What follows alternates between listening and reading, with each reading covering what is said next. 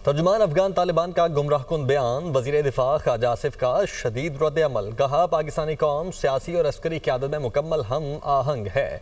Security policies और अफगानिस्तान से मुतल्लिक हिकमत अमली पर कौमी इत्तेफाक की राय पाया जाता है। खैबर पख्तूनख्वा के अवाम अफगान तालिबान की सरपरस्ती में जारी भारतीय प्रॉक्सीज़ की दहशतगर्दी से खूब वाकिफ़ हैं। अफगान तालिबान की गैर नुमाइंदा हुकूमत शदीद अंदरूनी धड़ेबंदी का शिकार है। अफगान तालिबान ख़वातीन, बच्चों और अक़लियतों पर मुसलसल जबर, इजहार राय, तालीम और नुमाइंदगी के हुकूक सल्ब किए जा रहे हैं। 4 बरस गुजरने के बावजूद अफगान तालिबान आलमी बरादरी से किए वादे पूरे न कर सके। झूठे बयान से हकायक नहीं बदलेंगे, अमली इक़दामात ही एतमाद की बुनियाद हैं। तर्जुमान अफगान तालिबान का गुमराहकुन बयान, वज़ीर दिफा ख्वाजा आसिफ का शदीद रद्द-ए-अमल। कहा, पाकिस्तानी कौम सियासी और अस्करी क़यादत में मुकम्मल हम आहंग है। सिक्योरिटी पॉलिसीज़ और अफगानिस्तान से मुतल्लिक हिकमत अमली पर कौमी इत्तेफाक की राय पाया जाता है।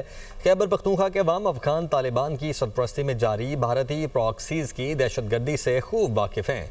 अफगान तालिबान की गैर नुमाइंदा हुकूमत शदीद अंदरूनी धड़ेबंदी का शिकार है।